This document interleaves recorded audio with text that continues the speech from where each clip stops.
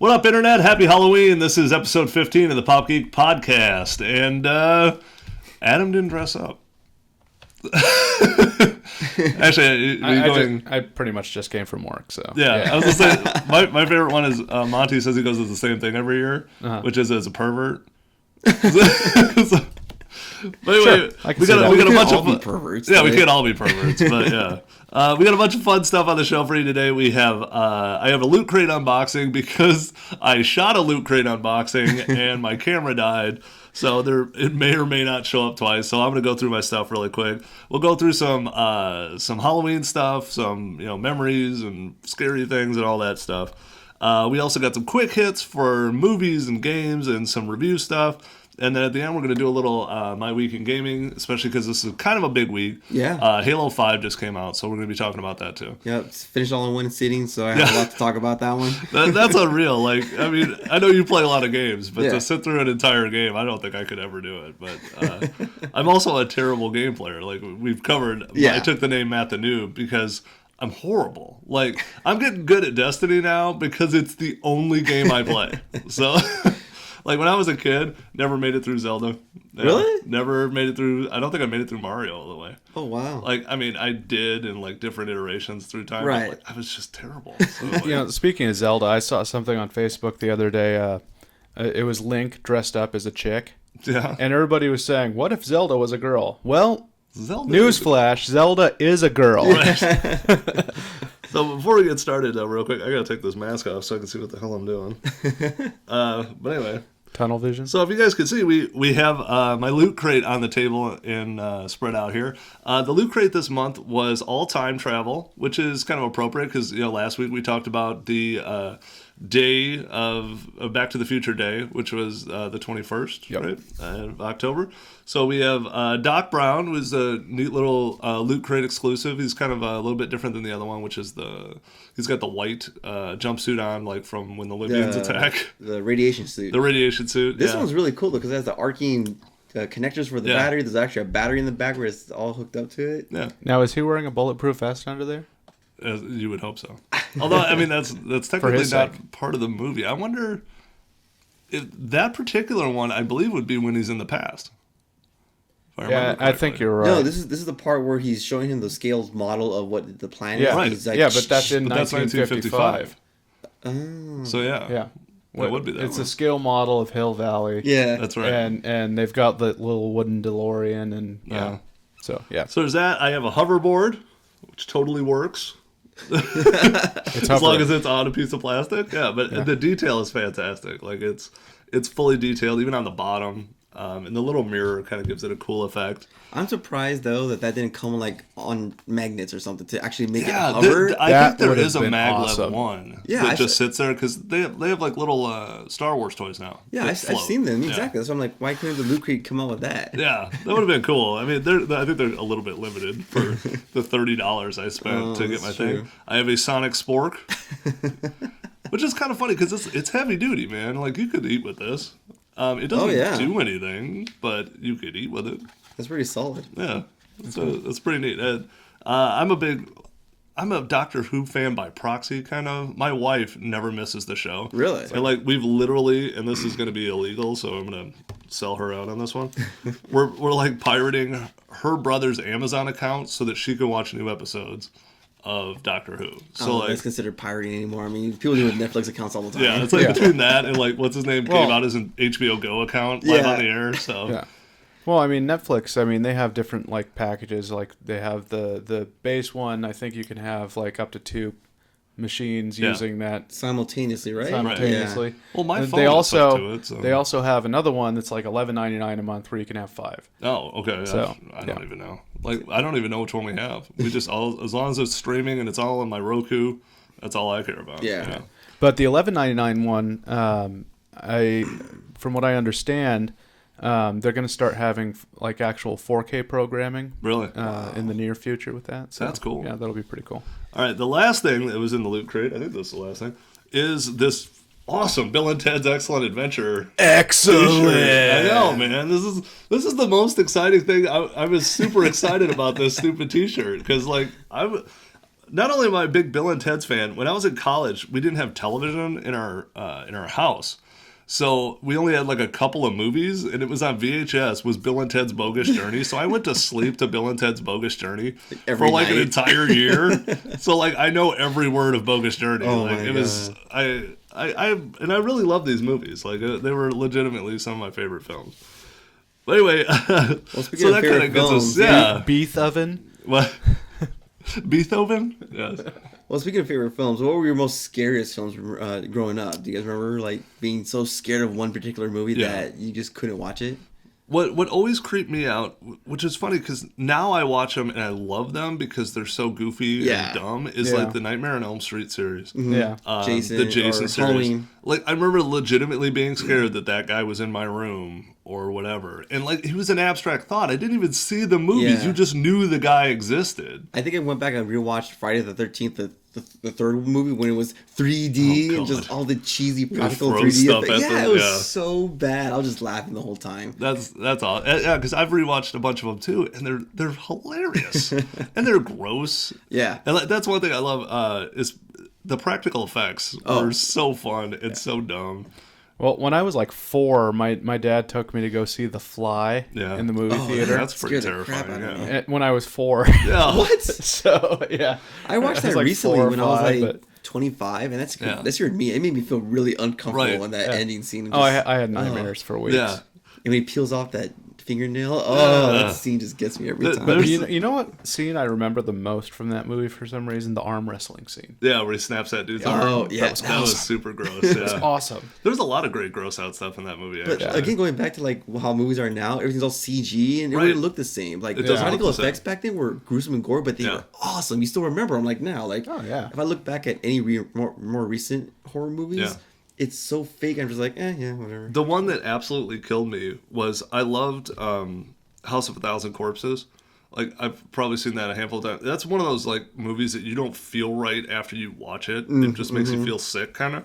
But then they did Devil's Rejects, which is like kind of a sequel, but not really. And then the whole movie's awesome. It's gory and disgusting. And then there's an end sequence where they get shot up, and they're all digital bullet holes, and it looks horrible. They're all moving around like slightly, like you It's like see the whole those move. bullet hole stickers that you put on the bumper or something. That would have on been your more car. real. You could have put them against a green screen and threw like green circles at them, and it would have looked more real. Yeah. Like I hate the digital bullet holes. I was watching a movie Friday night, and it was Spy with Melissa McCarthy, and whole movie's great. There's action scenes in that movie that make you go, "Holy shit, that's Melissa McCarthy like fighting someone," and it's good. And then someone gets shot, and you're like, it's like a digital hole and a digital splatter, and it's like, just buy a blood pack and a little like squib. Come on. Yeah. Now, what about? I know you said you weren't much of a gamer growing up, but Yeah. do you guys remember ever playing a game so scary scared that it me? just scared the crap out of you when you were growing up? The one that scared me, and I mentioned this before, was Night Trap. And again, it's a cheesy game. Wait, Night Trap or Fatal Frame? Night Trap. Night Trap, okay. Now, Fatal Frame, I've talked about on the Yeah. show, and I finally figured out what it's called. But Night Trap scared the shit out of me because, and it's still to this day, because it's the basis of like the paranormal activity movies, which is that bad video. When something happens on video, it scares the crap out of me. So like the Night Trap game is you're watching closed circuit cameras and you set your right, traps, and the yeah. girls are playing around in their underpants, which is why the game got banned. And I don't see anything wrong with that. I don't see anything wrong with that either. But anyway, it was a great game, and then the bad guys would show up, which were these like weird guys in black suits, and they were goofy. But at the same time, when you're just watching a static screen and nothing's happening, and all of a sudden a guy just rounds a corner and he's suddenly in camera, it scared me to death. And you would freak, and you're like, ah! And they're like, I didn't set the trap. And then he goes and he gets the girl, and like the end sequences were terrifying. They're like, they have this hook that would hook their neck and then drill their neck. Like that was the end for the girl. And like it was that game scared me really bad. Like I've heard other things like the newer games. This is not even that new. Resident Evil was pretty good about That's- jumping out and scaring me. That's the one that scared me to death when I was little. Because I think it was like 2 or 3. Resident Evil 2, Yeah. my cousins and I would get together and play it. We'd only play it together because we were so terrified of the game. And we would go inside the room, turn off all the lights, and just be in pitch black and play. My cousin would play the game, and we would just watch. Oh, God. And yeah, same thing too. Like the monster would just pop out at certain places, and the soundtrack was great, and the effects were awesome. Yeah. And yeah, we were just scared. We were just scared shitless trying to get through that whole game. I think we got halfway, and then we said, "Fuck it, just turn the lights on." We started playing it normally, and then we got through the rest of the game. But yeah, still to this day, I remember playing that game and just being scared shitless. Yeah. Yeah, you guys are both pretty sad. I don't think I had any games that scared me. I mean, you also got to figure. I mean, a lot of the games that I played when I would have been scared of a game were like 8 bits. So Yeah. I mean, there's only so much that like a little like pixelated character can do to scare you. You know. Well, there was like the Slaughterhouse game. I mean, that's not scary. And there was a Friday the 13th game that was horrible. Yeah. But if I remember correctly, someone has just bought that license, and they're gonna start coming out with the game, and it's from the loose thoughts are it's gonna be like Evolve, where one guy's the monster and the 7 of you are the camp counselors. Yep. And you got to figure out a way to stop him or not. Yeah, Or you can sell out your friends to be the last one standing. It's a Kickstarter, right? Like they're looking. Yeah, for I think money it's a right now? Kickstarter. Yeah, but somebody bought the license. Like they paid for the license, but now they got to actually develop the game. Yeah, we'll see how that's gonna turn out because Evolved wasn't really that well received when it came out. Yeah, It was a good concept, but once it came out, that game. I think it was just too expensive. Yeah. Like with it being only online multiplayer and it's 1 versus 4 or whatever, and your only extra add-ons are gonna be maps or new monsters. Yeah. You can't charge $15 to download a new monster. Sorry. Yeah. That should come included in the price or lower the price of your base game because that game came out at $60. Right. And I don't think that's worth $60. Well, I'm surprised. There's like people who are into it though. They're like to the level of you can go somewhere and buy Evolve toys. Yeah. And I was surprised by that. No, but recently too, what came out, GTA 5 again. There's just wrecking everything. They're doing a whole Halloween. They've That's got what a I'm saying, Halloween yeah. mod They got a going on. Halloween right mod. now. It's That awesome. That looks awesome. Destiny has the Halloween mod. Yeah. That one is really fun too. But the GTA one is amazing. You get to run around with a machete. You have a Jason mask. Really? They have like haunted houses you can go creep around in and stuff. no shit. I Different didn't know that. themed events around going out in the city. It's really cool. That's awesome. Yeah, the Destiny one is more trick or treating based. Yeah, it's which kinda is kind of fun. fun. I mean, you're in a game where you get to kill people, but Because last year, all they did was just say, "Oh, here's a consumable where you can turn your head into a pumpkin or a jack-o'-lantern." Yeah. That's all it was for Halloween. This year, they actually decorated the tower, the social world or hub you can walk around in. All the NPC characters are wearing masks of other NPC characters, and yeah, they're like, that's what's cool. and they look like paper mache masks, like they made them in the game world. Yeah. It's really funny. Go to the gunsmith and get some candy. Yeah, pretty You much do, you have actually. to. Yeah, Yeah, you you're have to go given to a each satchel, character. and you have to go to each character to collect candy to then turn the satchel in for some extra gear For a mask. For a mask, yeah. And then some consumables, yeah. Candy makes you dandy. Then the only other thing I'll mention before we kind of go into our quick stuff, Ash vs. the Evil Dead starts tonight on Stars. And that brings up, I mean, if you can call it a horror movie, one of my favorite movies is Army of Darkness. But the weird thing of that series is, like, everyone loves that series, but the first 2 films are, like, kind of serious. And then the third film is a comedy, and that's the weirdest run of a trilogy of a film is, like, first movie was this low-budget horror picture that clearly, like, Sam Raimi and Bruce Campbell were in college together. Mm-hmm. And, Bruce Campbell's probably just the best-looking guy he knew, so he was going to put him in the movie. And then the second movie is a reboot of the first movie, and then the third movie is a comedy. So it's like, it's the weirdest grouping of films. Yeah, ever. I've always been confused about that series because I remember seeing the first one. I was like, oh, this is a pretty cool, story. And then all of a sudden it became a comedy. Like I said, it became a comedy. I'm like, wait, is this the same thing. person, same story, same guy, same world? This is weird. Yeah. And I've always loved it, and the show looks great. The reviews so far are pretty positive for the first episode, but it'll be out tonight on Stars. So speaking about Stars, guys, did you guys hear that Stars acquired the rights to stream The Force Awakens 8 months after the release of the movie this December? Really? Yeah. So this is really not controversial, but it kind of sucks because Netflix also acquired the rights to stream it, but they can only stream it in Canada. because Starz got the rights. I remember seeing just cursory Netflix, trying to get the rights to Force Awakens, but I didn't know anything about Starz. Yeah, that just came out I don't of know nowhere. anybody who has Starz streaming service. That's not a ubiquitous service. Netflix is literally everywhere. I wonder if they're going to be their, like, not jumping off platform, but, like, way to get more publicity for it, because I don't know anything about Starz streaming. I know, like you said, HBO Go, Netflix, Hulu, all that stuff, but Starz streaming. Well, and me and Adam both, we saw the Blunt Talk thing. Yeah. And now the Ash vs. the Evil Dead, I literally am starting to think about adding Starz to my cable package, but again, I don't actually want to branch out my cable package that far. Right. I would go with more like an HBO Go thing. I'm sure Starz has a similar service, but man, getting Star Wars is massive. Yeah. So this is going to kind of lead us into our quick hits here. Also, movie news. I think also you need to make friends with people in Canada and use their Netflix account. Yeah, pretty much. That's probably the best way to do that. Go on like a Canadian Tinder app or something. Yeah, there you go. Your just Netflix say a lot of chill. things. Say a lot of things about hockey, and a couple girlfriends up there. Yeah, another movie news. The rights to James Bond is now over with Sony. Right. Yeah. The Sony contract with MGM for the Bond franchise is finally over after this new release of Spectre. Right. And so now it's up to MGM and EON to see if they want to strike up a new deal with Sony, or they're potentially thinking about moving on to like Warner Brothers, Universal Studios, or even Paramount. I mean, this would be kind of interesting because of a franchise of this magnitude, I can only imagine what that price tag is going to be. Oh, yeah. They're literally going to be able to bid it out to whoever wants to have it. But like, they've already done 24 movies. Yeah. Is there more stories to James Bond, or they just create new ones and they're just buying the rights to like the character in the world? Yeah, you buy the rights to the character. It's the same thing like with Spider-Man and Sony, where they keep having to reboot it. That's the only way that their contract works. This will be a little bit different. You can go back to the books, but most of the books have been done. Okay, that was my question. Yeah. Like Spectre is a standalone.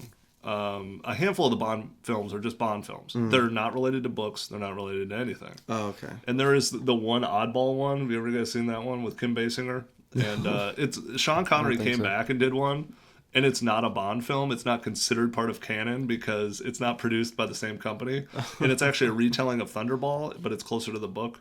I think it's You Only Live Once, or Never Say Never Again. Oh, Never Say Never Again, I think it is. Because he told everyone he would never do Bond again. He came back and did that film.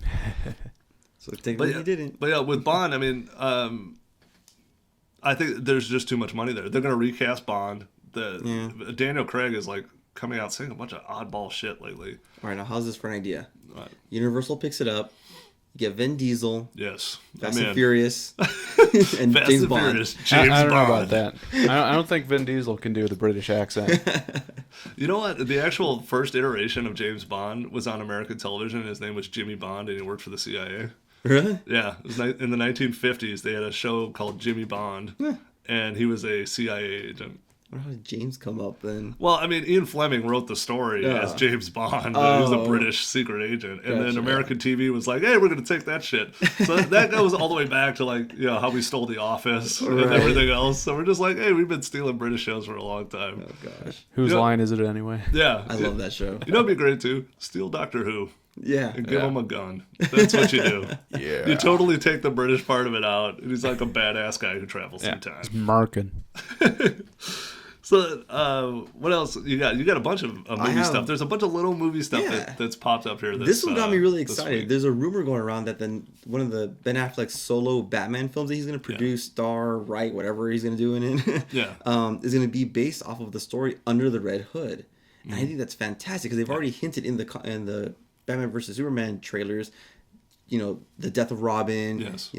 Presumably Jason Todd, 'cause he's the only Robin that died. So that would be awesome to see him come back and deal with this whole situation and see it on the big screen. I think that fits well too with the older Batman that this series is dealing with. Also, I mean, you can knock this guy for whatever you want. He's got 2 Academy Awards. Yeah. He's kind of a douche. Everyone says that. I've also heard in person he's the nicest guy in the world, but like he's got bad like douche stink on him real bad, but the guy makes good films. He does. Yeah. I mean, as long as you do the right thing, which is with these comic book movies, if you don't play to the nerds, you are going to fail. Yep.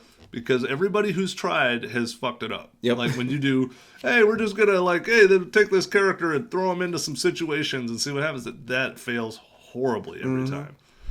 Now to that end too, I love the Red Hood story, and as long as he sticks to the comics, he'll be fine. I saw there's a casting now for Iron Fist is going to be a Netflix show. We're starting to get to the point where we're going to hit mass saturation here. Yep. And I wonder who it's going to be. There's going to be a shitty hero come out, and it's going to be one of the guys nobody knows, and it's going to be a terrible show. Like, and it'll eventually happen. Like, someone actually put it together that this is almost the equivalent of what Westerns were in the 60s. Yeah. Where 70% of television programming was Westerns at one point. Now, everything's a superhero show at this point. And I can't wait for the clunker.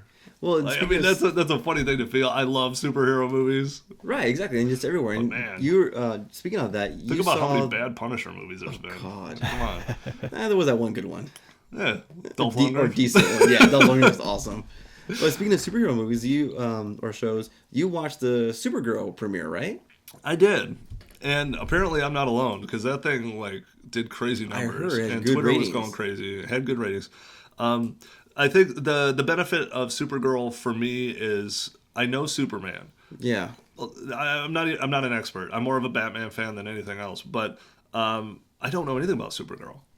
Her backstory is kind of stupid, to be honest. But the way they did the show is it's a little bit like The Flash. It's very colorful, very bright. There's no like arrow, like meanness. I couldn't imagine you do that with Supergirl anyway. Yeah.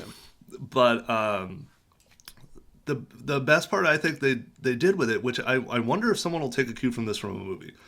You spend way too much on Superman's backstory, like the even the Christopher Reeves movie and the newer one. You go back and he's a kid, and we all know the story. Yeah. With her, it was a 10 minute, maybe 5 minute montage of how she got to where she is, and then it's her at work. She doesn't really need a backstory. I mean, She doesn't. she has boobs. She has boobs. It's great. she's a beautiful girl, and but her backstory, and that's what's so goofy is it's the same as Superman's. Her parents got her off too, and apparently a dog eventually. I can't wait till Krypto gets his own show.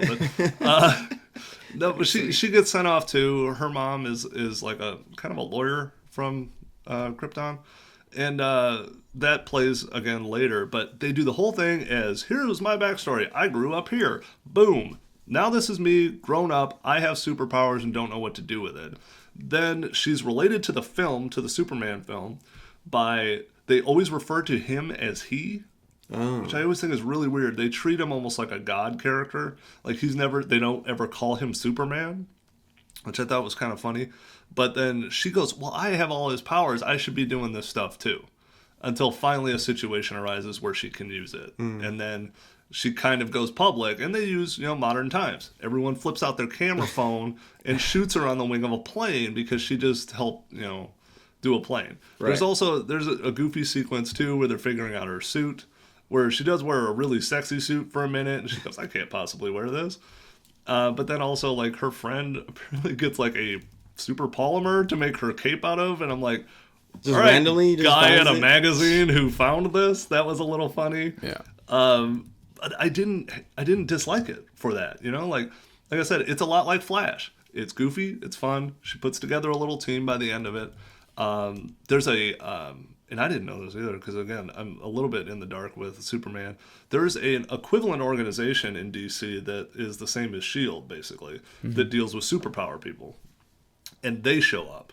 And then you find out, kind of her cousin works with them. They have an organization like that in the Awesomes also. Do they really? Well, Yes, they do. The Awesomes are actually governed by that agency. do they? Yes. Well, they kind of like her because she's a little more. She could be manipulated more than Superman, but she's not as powerful as Superman from a weird standpoint. Like she gets her ass kicked in her first fight. Well, that's kind of sexist. Oh, I know.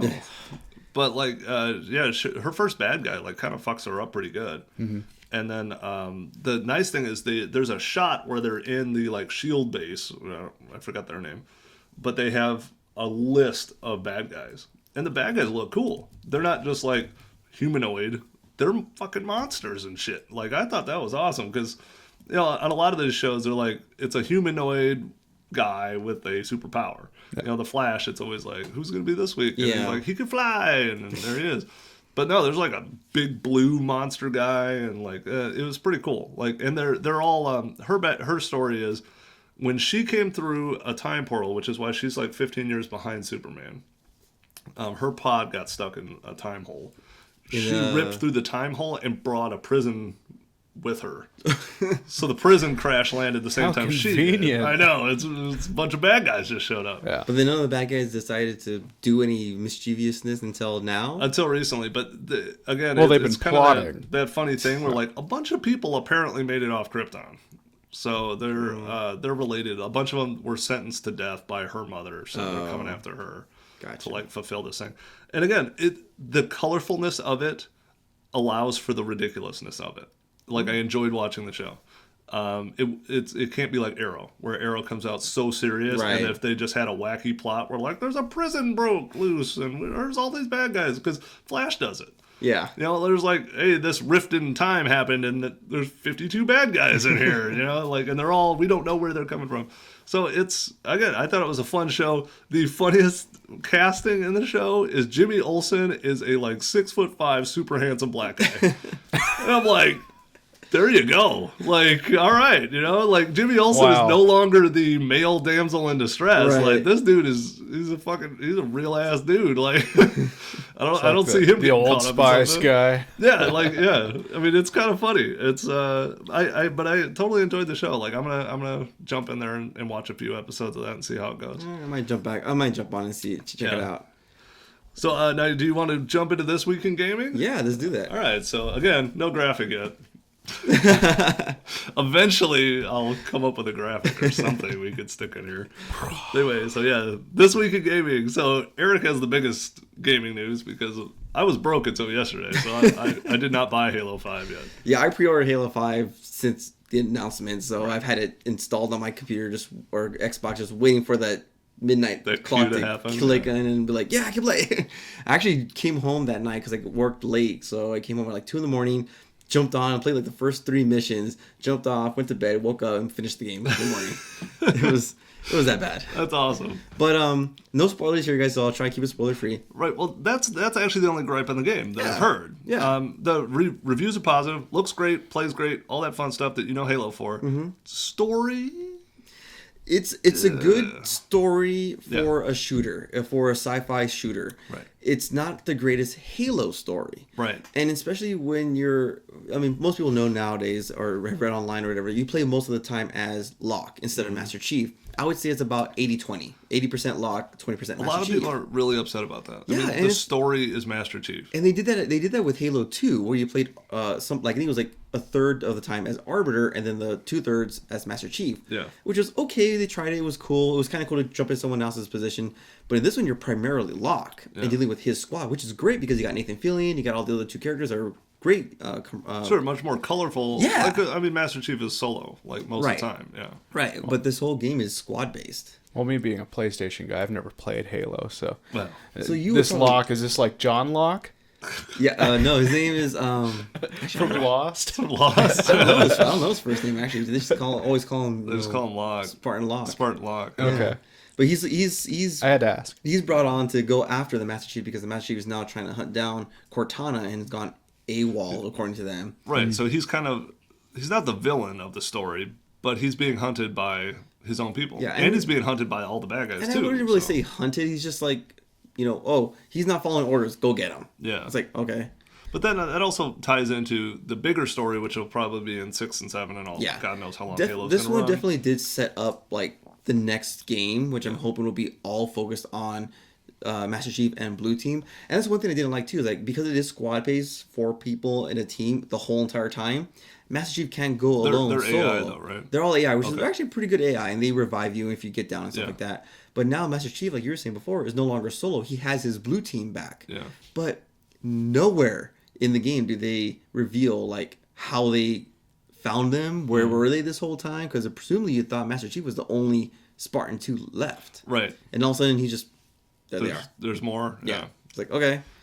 Well, I think that gives to the overarching story. Like you're saying, like why are they so upset with them doing this. So then who's the overarching power of the Spartans? Like who is calling the shots?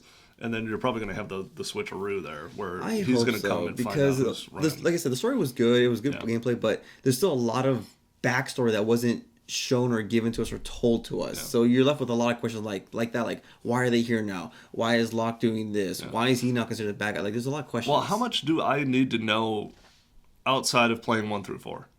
Like, because there's movies that go along with this. There's comic books and shit. Like, I don't know what's canon in Halo. That's what's interesting too, is because I only play the main games that come on the console. Yeah. And I guess supposedly in one of the games, something happens to a character that I never played, I never knew about, and then it shows up in this game, and I'm like, wait, how did that person? What? Right. Like, I'm confused. It's gonna be like C-3PO's Red Arm. Yeah, exactly. Like, how did that happen? You have to read the comics to find out. It's like, well, I don't want to read the comics. I want to just watch the movies. Right. You know, it's the same thing with this one. So it's kind of weird that way.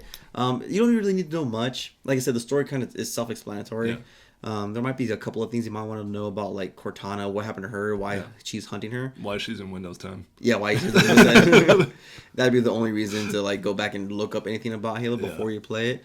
But other than that, though, the multiplayer is solid. That's what I was saying. Is the money shot still multiplayer? Yeah, Halo's always had the multiplayer. It's now faster than before. You got more abilities, which is great. Right. Warzone is fantastic. Like, it is really balanced, I saw a cool review. I really liked the weird requisition thing. Yeah. It's like it adds a weird element of strategy into what you're doing, because like if you want to start with a shotgun, you pay a little of this whatever, like a fab budget or whatever, and you get a shotgun. Yeah. If you want a tank, you can do that too. But what's great about it too is that you get that shotgun when you respawn your next respawn. Yeah. But once you die, you lose that shotgun. Oh, that's it for that round? Someone else can pick up your shotgun and use it. And then the next respawn, you have to either wait for your rec meter to refill, and also, even though you refilled your rec meter, you might not have that shotgun card anymore because you got only one card in your rec bundle. Oh. So you have to have so many cards to use that shotgun. That's a neat little strategy. It is. It's really cool. Not just running around shooting each other anymore. Right. And you start off in the game 0, and each time you kill people or get more points, you get higher ranks. Oh. So you can only unlock the tank at like rank 8. Mm-hmm. So you have to keep killing people, killing until you get to rank 8, and then save up your rec points to get it all. Because if you take the shotgun, that's like 2 rec points, so then you start back at 0. Oh. And you have to refill again. Yeah. But then all the other modes are great too. The 4 versus 4 arena modes are cool. It's really well balanced this time around. Yeah, I heard they cut out. They didn't nerf anything, but they like made some shitty guns better. Usable. Yeah, exactly. That's a word, usable. Yeah, okay. We're running out of time. So my week in gaming is I wasted a lot of time playing Destiny. And I screwed up my router and found out that you can't connect to people if it doesn't work. But it'll let you play solo, and you will get murdered. So, I don't know about you. My week in gaming has been non-existent because I've just been slammed. I've been so busy. So yeah. We had a rough week at work. Monty was out for a week, so me and Adam both had to pull 2 weeks back to back. So it was a little rough. But anyway, that pretty much does it for episode 15. Happy Halloween, and we will see you next time. Happy Halloween, guys. Take it easy. Hey guys, I hope you're enjoying the show, but we'd like to hear from you. So please leave a comment below and tell us something you'd like to see on an upcoming show, or your thoughts and feelings. Or you can tell us that we suck. Maybe don't do that, because we're a little fragile.